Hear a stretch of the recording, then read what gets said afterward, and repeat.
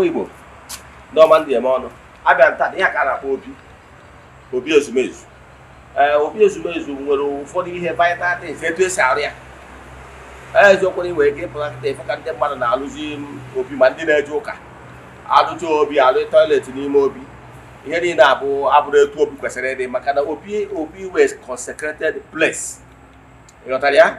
Obi wee consecrated place. Ọ bụrụ na ịrụnye toilet n'ime obi ọ ga-eme onye kwesịrị nwere any business ọ na-abịa n'ime obi a na-abata n'ime obi, which is not necessary. A consecrated place wee consecrated place. O nwere ụfọdụ ihe kwesịrị ime ya. Na obi a consecrated obi a in the year January 1, 2022. Yes. Ọ nkwa nkwere ndị ichie na ndị nna anyị ha na amenụ ihe yọ na mma alụ ha ya obi. As we stand now, this obi would the obi that stands in my clan as at the moment. Yes. So I don't akụwara ihe obi. Obi nwere ihe kpatara eji arụ ya ịfụ na o nwere exit doors. Ọpụpụ na mbata ebe ụmụ mmụọ si abata. Obi a na-enwe ofu door. No matter how big ọ dị. Ọ ga-enwe maka na ụmụ mmụọ ndị na-abata ndị na-apụ apụ. Ada ọnya abata na-eji emeri ya. Ifuru holes adịghị ebe a. Yes. Ụmụ mmụọ na-enwe ebe esi. Ebe ọmụ na-adọrọ mmụọ. Ada esili ọkụ. A na-enwe ebe ụmụ mmụọ si abata na ebe o si apụ apụ. Ịghọtara ya? Nke a bụ ofu. Nke bụ anyị na-anya n'ebe a kịta. Ebe a kịta wee ebe ntelu marble of my ancestors. Dịka etu nna m si wee gụrụ m ya. Onye a bụ nna m. Ọ bụ nwa onye nka enweela enyi obi bụ nwa enweela. Enweela bụ nwa nwefo. Nwefo a bụ nwa Ejefo isi, that meaning anyị akpọdebe. Ejefo isi a bụ nwa Eze-Ana. Eze-Ana bụ nwa Ikeri. This is down to 5th generation to my father's were grown here, and we hope to continue this line. Now, abatazie n'obi, n'obi ebata n'obi, ị na-efe na iyi akpụkwụ mana mme ibu akpụkwụ ka o wee ike absorb all the natural powers dị n'obi maka na consecrated place. Ọ bụrụ ọsọ na chapel ka ụlọ ụka ka a na-eyipụ akpụkwụ n'ilo. So ebata ihe a ka a na-akpọ enu ogbo. Ihe a bụ enu ogbo bụ ebe a na-anọ ana. Mmadụ nkwado ike dị tayarị kwa ike ibi na ana ya ma ọ bụrụ na o nwere ọrụ dịka mitin ndị a na-aga n'ilu. Ihe ọzọkwa dị mkpa bụ nke a bụ oche nwa ji anọ ma ọ bụrụ na enwee nnukwu ihe mmemme a na-eme nwere ike ịnọ ebe a. Then ndị my guest nwesịrị ike ịnọzi n'elu ugbo na ọbụrụ na mitin a na-eme. Ịghọtara ya? Ebe a na obi ba ọ nwere ihe a bụ akwụkwọ ebunu. Ọnụ na nche nọ n'oche a nọrọ na ya maka na njiri Eze-Ana gbata m okwu na akwa. Nke a bụ elu ogbo ndị mmadụ nwere ike ịnọ. The size of obi enwerozi ihe omiri o nwezi ike dịwakwa wider depending on the isi wee chi ya. Nke a ka a na-akpọ oche mpata. Oche mpata ị nwere ike ka abụzie ya ụdị ihe ọbụla ị chọrọ.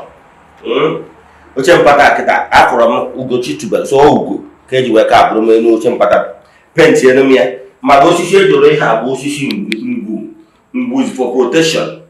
Ụfọdụ nwere ike iyuzu osisi ọjị, ịghọtara ya, ma ọ bụ osisi akpụ ma ọ bụ osisi ọbụla mana ọ ya bụ osisi mmụọ because it's a sacred stool. Ụbọchị nchiri ọzọ anyị nwa na-echi Eze-Ana ụdị oche a ka ị ga-eji wee nọ mgbe a ga-etube gị ugbo a na-akpụ ya oche mpata. Ịghọtara ya? Ọ nka size by size. Enwekwara ike ka ahụ ndị ya afụ nke ha ka bụ elephant ma ọ ka bụ whatever.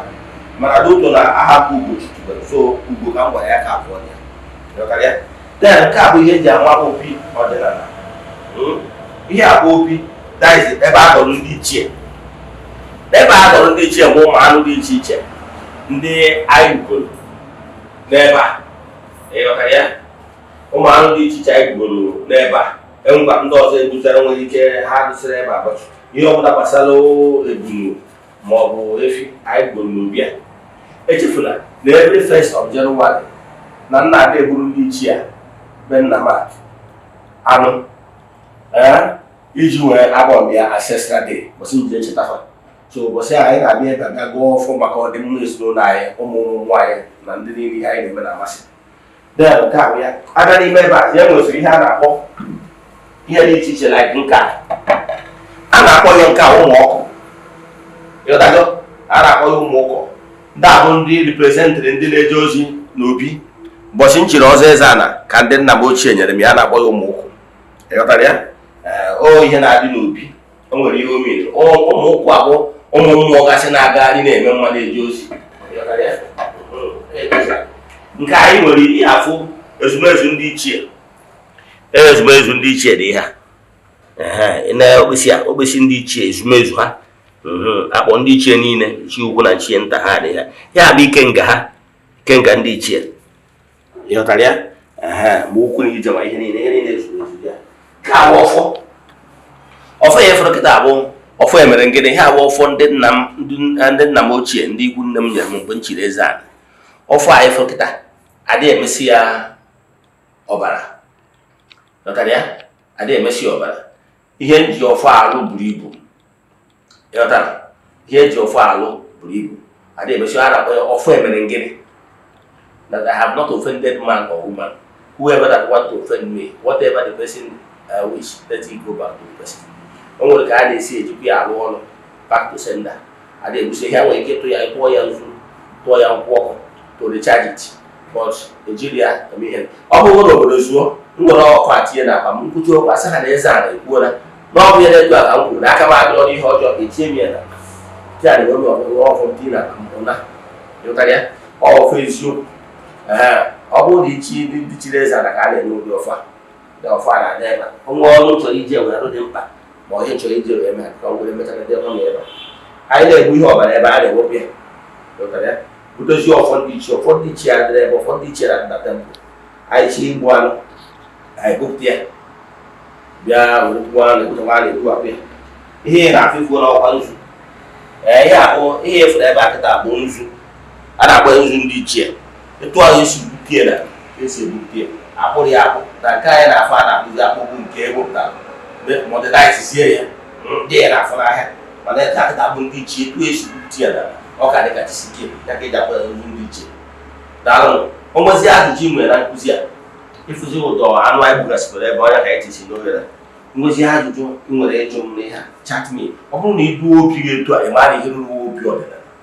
mana obi ndị ya na-afụ ndị big man na-ararụcha enwere ebe the secret altar dị na ya ị mara na ọ bụrụ ihe ahụ na obi na-eri onye ọ na-achọ ịrụ nke nwa ka ụfọdụ ka ya arụcha bụ toilet ihe diwelu nke ebe nke nwere ezi dọ onwe efu enirizi na-eme mitin ebe ndị mmadụ ji ebe aka fọ ndị a apasị a na-enyesi na ọda mgbe prezent ndị mmadụ ndị niile sonyere anyị ka ị na-anụ ozi atụsarịa ndị mmadụ ka isi n'ụzọ dị etu a wee kwụ ụgwọ ya kama isi n'ụzọ dị etu a wee spread their knowledge ihe Igbo spirituality is all about nọmbụ ihe nweta mbụfu ozi ọbụla ma ọ bụ chọrọ agbalịra family Igbo 08057887672 ma ọ bụ 08138243871 ya afọ na skrin gị udo dị n'onye ọbụla